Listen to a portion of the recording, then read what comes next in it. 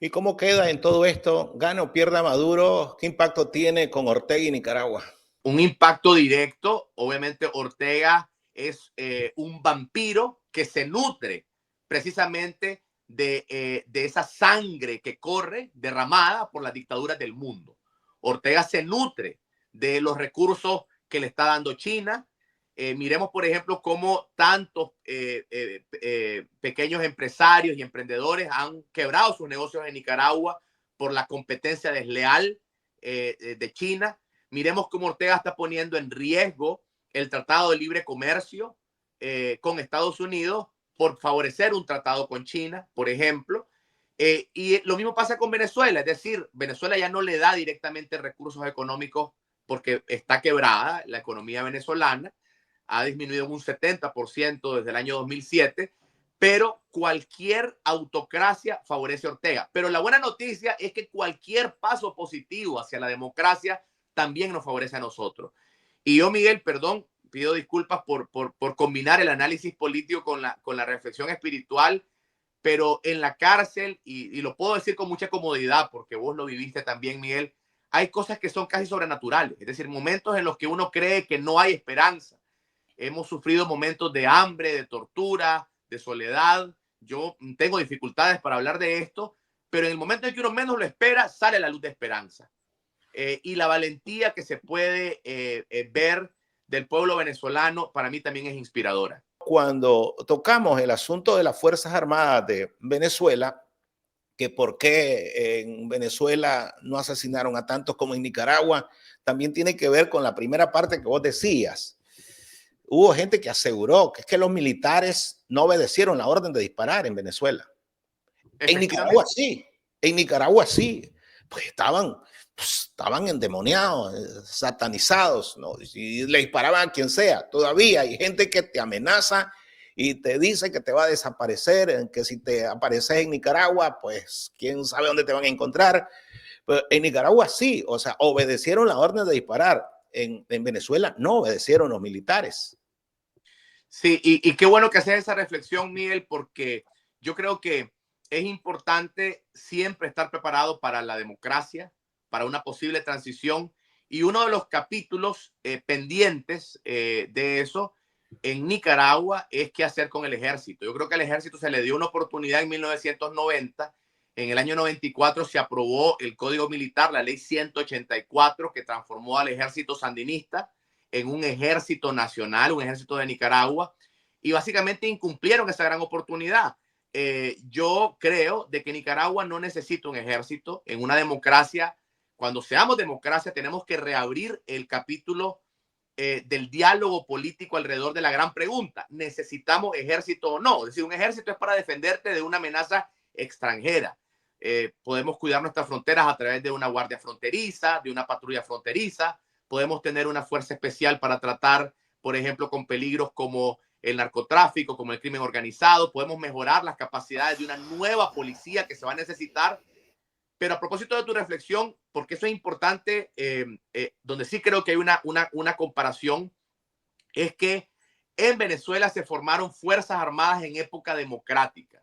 Las Fuerzas Armadas de Nicaragua se formaron en un proceso de revolución sandinista, que fue una primera dictadura. Y ese germen del sandinismo está presente en el ejército y estuvo presente durante los 16 años democráticos, Miguel.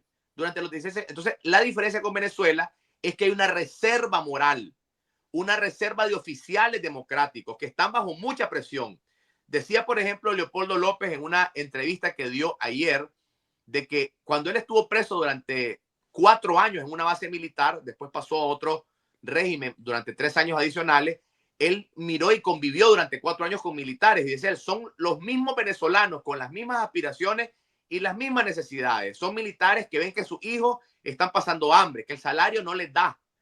Y la otra reflexión para los nicaragüenses, Miguel, y sé que a veces los autodenominados extremistas o en Nicaragua no lo ven, es otra lección fundamental que tenemos que aprender. La oposición nicaragüense tiene que mandarle también un mensaje a los sandinistas que no tienen las manos manchadas de sangre, a los trabajadores del Estado, a los policías que han estado ganándose la vida como policía de tránsito y que nunca han estado en una represión, e incluso al soldado que no tiene las manos manchadas de sangre, al camillero, a la enfermera, al director de una escuela pública, al burócrata de bajo nivel técnico en un ministerio. Pero cuando nosotros generalizamos de que todo trabajador público es igual a Rosario Murillo y Ortega, lo que estamos haciendo es cerrando la puerta para que haya una ventana de oportunidad de rebelión y que se pongan los que están del lado del sandinismo, del lado de la verdad y la justicia. Y esa es la invitación que ha hecho, para regresar a Venezuela, María Corina. María Corina Machado está haciendo un llamado al pueblo venezolano a marchar, pero a las Fuerzas Armadas y a quienes han sido chavistas a respaldar la democracia.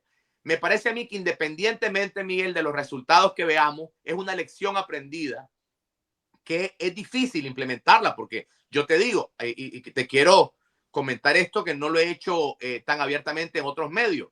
Hace pocos, meses, digamos, ya 2 meses, le acaban de confiscar la casa a mi madre.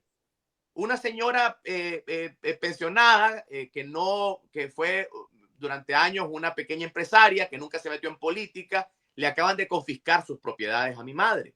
Acaban de desterrar a familiares míos, a uno de ellos incluso lo pusieron en una patrulla policial y lo fueron a tirar a la frontera.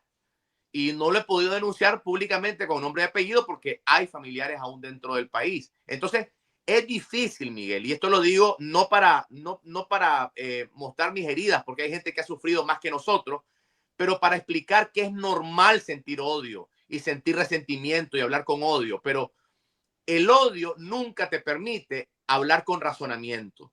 Y hay que apartar las heridas personales. Yo creo que la espiritualidad ayuda y pensar con cabeza fría. Porque en el caso de Nicaragua, Miguel, por muy difícil que se vea, al igual que el caso venezolano, no podemos abandonar nuestra lucha.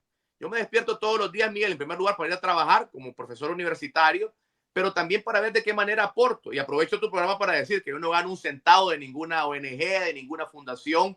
Tenemos una fundación que es Fundación Libertad, que se encarga de temas técnicos, pero no recibe un solo salario. Mi salario es la vida académica, pero mi pasión y mi convicción es dar mi pequeño aporte en lo que yo pueda para recuperar la democracia.